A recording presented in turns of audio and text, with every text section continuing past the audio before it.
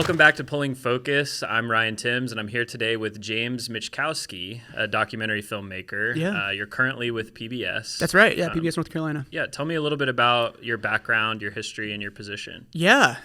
So I grew up in North Carolina. I've lived here for most of my life, and always been fascinated with film and television and telling stories, really. And I was able to somehow manage that into a career for a while now, and it's been really great. It's been a long journey, and ultimately kind of took me to PBS. I started out with Our State magazine, but I was in branded content before that, and started to find my way through storytelling and through just activating myself into the community and meeting people and starting to figure out who I was as a filmmaker and as a storyteller. Yeah, and a lot of the branded content stuff that you made while you were at Our State and at your previous roles was very documentary focused. Yeah. So it kind of transitioned well into what you're doing now at PBS. Yeah, right? for sure. And it's one of those things where I had to learn from the marketing side of things first in order to sort of transition into like the editorial side of things at Our State and also at PBS North Carolina. And it's been a really interesting way to kind of approach documentary filmmaking. I feel like I went in through the back door, sort of. But it's been great. I feel like I have a full, like, holistic version of what it is to be a documentary producer at this point. Yeah. Yeah, and that's exactly why I wanted to have you on. A lot of our audience is very marketing focused, and it's a lot of CMOs or customer marketing folks. And I think that you bring some unique perspective, seeing sort of both sides from the ad world and the branded content side, and now paying for commissioning and working on, big budget documentary films. We just talked about this off camera, but one of your older projects, the Art of Light glassblowing documentary, was one that I draw a lot of inspiration from and one that I saw years before you and I even met. Yeah, it's incredible. Funny kind of circle of life moment. Yeah. But, that was a really, really cool piece. I think that one was for Our State. It was, yeah. It was. Me and Dylan Deaton and Jeremy Markovich put that together a few years ago, or before the pandemic, I guess. Yeah, that's such a cool piece, beautiful piece. What other projects have you been a part of that you're really proud of? Oh my gosh, what a hard question. I feel like I put all of my effort into everything that I do, so I'm proud of a lot of things, and that comes from across the board, whether it be a podcast or whether that be documentaries or producing documentaries and working with filmmakers, to a new show that I'm working on with PBS North Carolina right now called Shape by Sound, which is a music performance show. So across the board, I'm proud of a lot of things. I think I'm really proud of where I am right now at PBS North Carolina and starting to work with other producers to help bring their projects into our universe and help develop them and see where they can go and launch them to a large audience. It's been an incredible sort of journey for me to get into this point now where I'm a collaborator and not just hyper focused on my own thing. Yeah. Oh, that's so cool. When you're working with other teams and creators to really lift up and help them produce better documentaries, what sort of things are you looking for in projects that you guys back? Yeah, for sure. That's a great question. For me, I'm always learning. I have to approach everything like I'm still fresh to this thing because it's an evolving thing always, right? I mean, you all know that what we do is going to continue to morph and change into something new every single day. And so I love to have that lens as I approach working with different filmmakers. But I will say one of the things that I come back to often and the most often, I think, is story. Right, it has to be a really compelling story. The production value doesn't need to be the most amazing thing I've ever seen. If the story is brilliant, if it has something that I think really evokes something out of me emotionally, then I'm going to be attracted to it. I'm going to watch it, and I think that's the same for everyone. Yeah, definitely.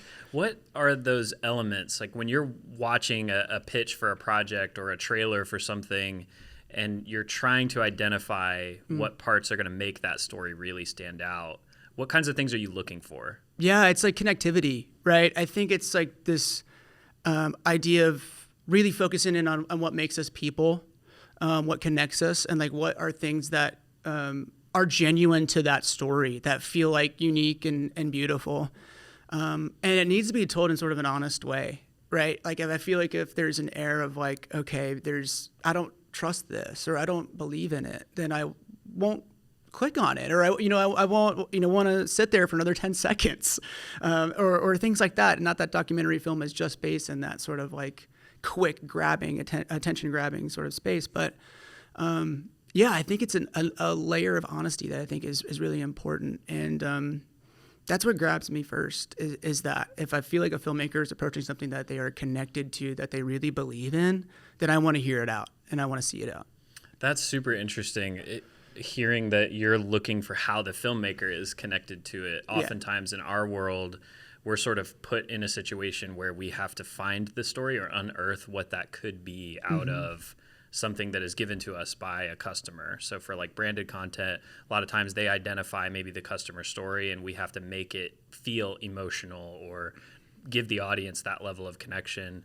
And one of the things that we talk about internally a lot is that requires a large degree of empathy. Yes. For a lot of other people, so much all so. Different types of walks of life, that if you're a very empathetic filmmaker, editor, producer, you can find those connections in those people. And I think that over time, that's a skill that certainly we've developed. And I think good documentaries do a great job of translating that through the screen in a really powerful way. It's such a great point. And I see that often. It's just, when I say like I want to believe in it, right? It's like I want to believe that this director, producer, whomever is speaking to a story that is not their own, but is something that they are passionate about, right? And they have to be that soundboard. They like have to be. And it's so important because they are the one morphing this thing. They are the one morphing all of this universe into something tangible for me to understand. And that's where that layer of like believing needs to come in. Yeah. And at PBS, when you guys decide to support a project, in what ways are you supporting those filmmakers or creators? Are you funding those projects and getting them off the ground? Are you giving them distribution? Like, how does that collaboration work? Yeah, it's a great question. In some instances, we're able to provide seed money. In most instances, where we're really able to help filmmakers is through the marketing and through the distribution side of things.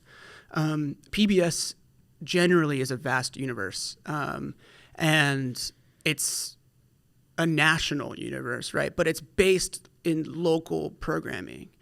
Everything that we see from a PBS national lens has come from a local station or has come from somewhere else. They are just the mothership, so to speak, of this distribution. And so our goal is to bring things in that we think can resonate with our local audience, but also speak above that and go to a national audience.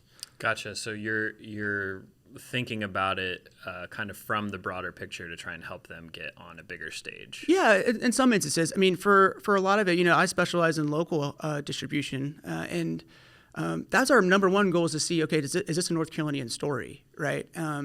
And if so, then how do we help them? How do we bring this in if it works, if it's something that fits within our programming? And then always outside of that is like, okay, well, just because it's a North Carolinian story doesn't mean that it's not a national story. And so we have that lens on these projects as well, is to think about it in sort of that layered approach. Yeah. When you have identified a project that you guys back and it airs, how do you measure the success of a documentary project like that? That is an ongoing question for us because there's so many ways to see success, right? I think the most obvious one is a term that we all know, which is impressions and eyeballs and so views and things like that. So we can say, yes, that's part of it and maybe put that aside because I think one of the things that we found more recently that is really interesting is engagement on the ground. And what I mean by that is like we have an event, we show something, and whether people come or not. To me, I think that shows a level of commitment where you have to do a lot of things to get to that point. You have to make time in your calendar. You have to get in your car. You have to drive there. You have to go. And that just shows something is you are immediately connected to. And that's what I like to see. Maybe if we want to say like, what is success? I like to think that is probably one of our biggest ones is who comes to the live event when we show something. It's really, really cool to see people. I think that's when you're seeing an audience truly is that.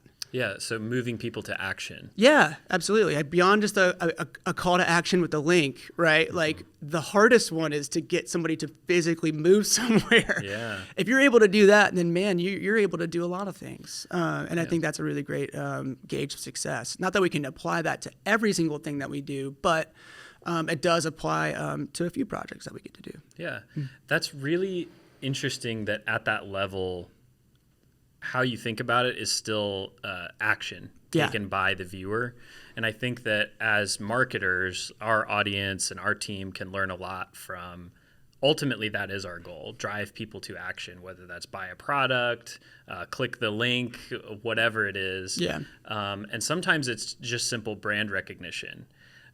So, you have worked from the marketing side for our state, AP, and a couple of other orgs. Mm-hmm. I'm curious, like what your opinion is. What can companies or brands learn from successful documentaries? What can they take away from seeing a high profile documentary on Netflix that they're personally really moved by, and then apply that into their own work or marketing? Yeah, that's such a good question. I think I see a lot of like brands out there that are they're sort of co-branding documentaries, but they're not putting themselves in it. And I think that's so smart. Like Patagonia does that so well. And I think those are lessons where it's like, because you're a brand doesn't mean you have to drive the story of it. I think that people already associate themselves with who you are as a brand. In some ways, that's more difficult for marketers, right? For sure. If you're a smaller business or you're a fresh business, you're trying to get your name out there. But in other instances, I think it's just great to be attached to a good thing and supportive of a good thing. I think people love to see support. It definitely drives a lot of what we do at PBS, where the editorial has to be so detached from the sponsor. But we do put that up front, like, hey, this sponsor contributed to this piece of work, this thing that you're about to see that's moved you, this is where the support came from. And I think that tells a story in itself. And I think that is an important part of what we do, is that maybe it's a lighter touch to things that really work better. And I think that can be applied in a lot of cases, whether that's a documentary film or if that's just sponsoring some, digital series, that's 60 seconds long. Yeah, that's super powerful. I'm reminded of a documentary that Will and I recently watched that was partnered with John Deere. Mm-hmm. It was called, I had to look everything up. I don't want to mess up or discredit the filmmakers. It's called Gaining Ground. And it's about the challenges that Black farmland owners face. It was produced by John Deere and Al Roker Entertainment. So Al Roker helped, I think that they put the trailer together, and then John Deere came in and funded things later. But this has gotten big distribution, won all kinds of awards. It's been really fascinating. We actually reached out to the filmmakers, a guy based in Charlotte who kind of started the project or really worked on the main thing to just get some more information. But it's cool to see, a North Carolina filmmaker make something this high profile, get all of this praise for it. And then the brand, okay, maybe there's a John Deere machine in it because it's farming, but they're not all over it, right? They're not trying to stick their hands in parts of this story or intervene in a way that is inauthentic. Right. And that's the most important part, I think, for brands to take away is if you're going to be involved, it needs to be true. It needs to be real. Because if you try and write it or if you try and place it, people will see right through that and they'll feel the phony from a mile away. Absolutely. I think that layer of authenticity is so important, right? Like, I mean, we are smart people now when it comes to like identifying what is marketing, what isn't. We're so used to it now. I think it's something where our level of just awareness of what is branded content now is just so quick because we're every single day going through it on our social media feeds and even on television in some ways. And so, I think that layer of authenticity is important. And I think people identify more with your brand that way than they would say if you had a branded content piece that's just has your brand all over it and you drive all the content. So, Yeah, definitely. My next question was about authenticity and storytelling and customer marketing. I'm curious, like what What's another takeaway other than authenticity that maybe marketers can take from documentary to apply? Maybe it's how to measure success. Maybe it's, the long term of some of these projects, or kind of thinking about it in a series instead of just one-off single things. Yeah, that's a great question too. I mean, I like to think that I whenever something has a one-off piece, I always get so bummed out by that, because it's I do think it takes time now. Like, the breakthrough is not just a one-off thing. I think you have to be consistent. I think for marketers, that would be something that I would hope that is considered more is, if you're going to believe in a thing, do it more than once. See how it can evolve, right? Because it could take you on this really interesting journey that you never thought of before. And you're seeing sort of consistency in filmmaking and tactics and connectivity that can continue throughout time and not just in one-off instance. So I'd like to see that, I think. Maybe have an idea, carry it out, and then see how far it can go. Yeah, I love that. More than once. That feels kind of like a good spot to start wrapping it up. I know that you have some projects coming up soon, Shaped by Sound. Yes. Right? I do, yeah. So Shaped by Sound, it's a music series, all with musicians from North Carolina, based in North Carolina. And it's 13 episodes, comes out in February. It's part performance, part conversation. So you hear them play, and then you get to a little bit of a backstory on who they are and why they are shaped by sound, which is really, really cool. It's been so much fun to make, and such a great learning experience for me, that's for sure. And one of those things where I stepped back from it and just went, like, I had an idea of like how cool this music scene is in North Carolina, and by the end of it, I was like, I had no idea, to be honest. And it's just been so fulfilling. It's been really great. That's so cool. Music is such a huge part of making films, but of like our journey as filmmakers coming from action sports. It was all about finding the song and then making the parts to it. So that really resonates with me. I can't wait to watch. I'm definitely really excited about it. So yeah, thank you for having me on the show. Yeah, thanks for your time. I yeah, appreciate of course. it. Yeah.